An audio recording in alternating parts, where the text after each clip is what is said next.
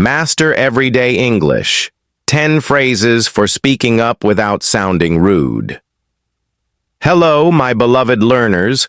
Welcome back to my channel place where you master English. Today, we're diving into something that many English learners struggle with.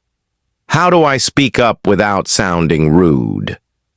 You see, knowing vocabulary and grammar is important, but it's how you use your words that makes all the difference.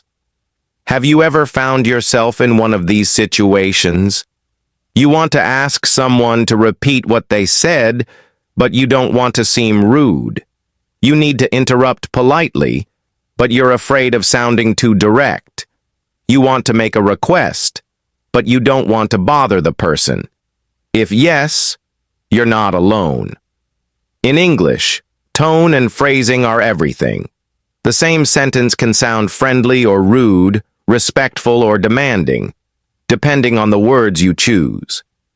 That's why today, I'm sharing 10 smart, polite, and natural English phrases that will help you speak up with confidence, clarity, and respect, just like a native speaker. 1. Excuse me. The phrase "excuse me" is one of the most widely used and essential tools for polite conversation in English. We use it in many everyday situations, whether we want to ask someone a question, pass by them in a crowded place, or gently interrupt.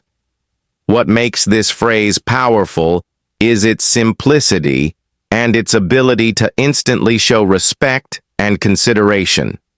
For instance, in class, if I want to regain your attention during a discussion, I might say, "Excuse me, let's stay focused, please." It's a phrase that allows us to speak up without sounding rude or abrupt. 2. Sorry to interrupt, but when we need to join a conversation or speak up while others are talking, we often say, "Sorry to interrupt, but..." This phrase allows us to step in respectfully. In English-speaking culture, interruptions are often seen as rude, unless we clearly show that we're aware of the timing and apologize for it. By using this phrase, we express both confidence and courtesy. As your teacher, if I needed to clarify something while students were talking in pairs, I might say, "Sorry to interrupt, but just a quick note. Try using the past tense." 3. Would you mind if I... This is a very polite and gentle way to ask for permission to do something. Instead of simply saying, "Can I?"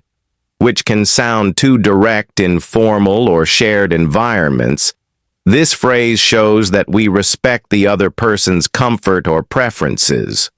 For example, in a quiet room, if I needed to open a window, I might ask, "Would you mind if I open the window?"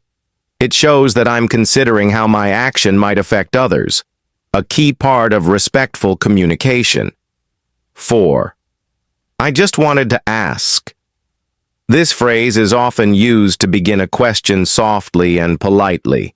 It helps us avoid sounding too pushy or demanding, especially when we are unsure if it's the right moment to speak. We use this often in emails, customer service, or classroom conversations.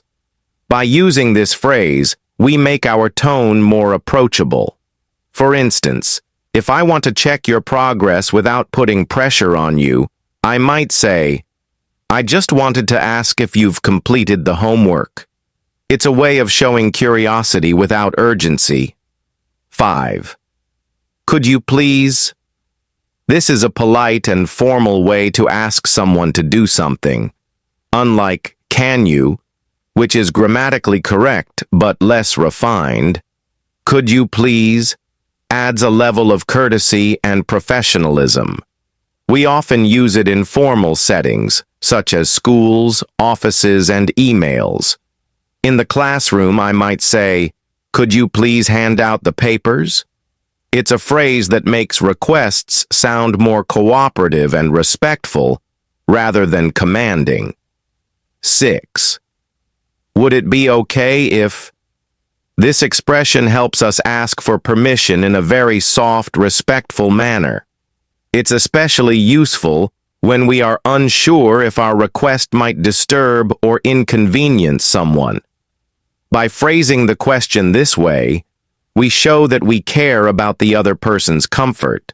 For example, if I need to delay a deadline due to an unexpected situation, I might say, "Would it be okay if I submitted the assignment tomorrow instead?" It's a way of balancing your needs with politeness. 7. I really appreciate it. Gratitude plays a big role in polite communication.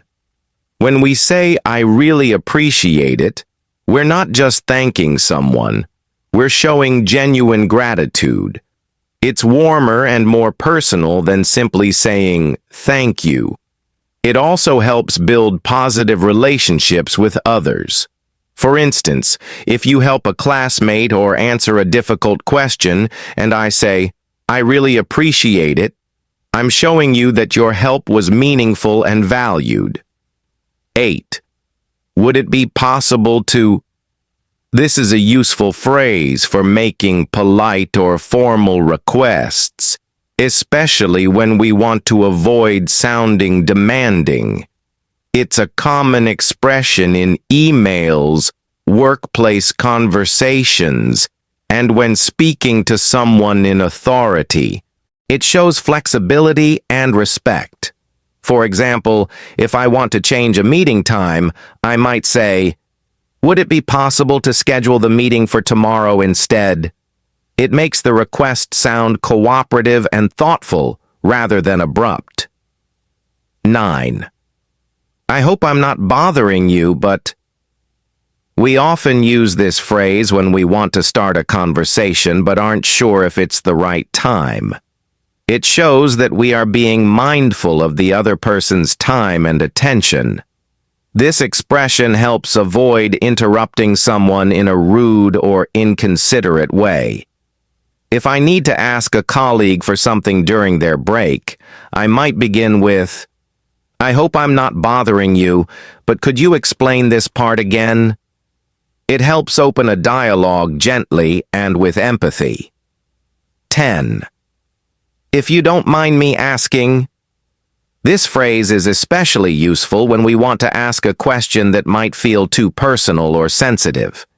It adds a layer of respect, allowing the other person to choose whether to respond or not. It's often used in conversations about topics like age, salary, family, or opinions. For example, if I'm getting to know a new student and I say, "If you don't mind me asking, how long have you been studying English?" It lets them feel safe and respected in how they respond. Why these phrases matter. Dear learners, speaking English fluently is not just about accuracy. It's about attitude and respect. These phrases help you communicate clearly without sounding rude. Show that you're thoughtful, kind, and well-spoken. Build your confidence when speaking in real-world situations. Make you sound more like a native speaker. Final thoughts. Use these phrases to be confident and kind. So now you have 10 powerful, polite English phrases that help you speak up with confidence, without hurting anyone's feelings or sounding too direct. Practice one phrase each day. Use them in class, online chats, emails, or real conversations. Soon, these expressions will become a natural part of how you speak, and you'll notice how smooth, respectful, and fluent your English sounds. Your turn. Which phrase was new for you? Which one will you use today? Comment below, and I'll help you practice it. And as always, like this lesson, subscribe to Simple English Hub. Turn on the bell so you never miss a smart English tip. You're doing amazing, and I'm proud to be your teacher. See you in the next lesson.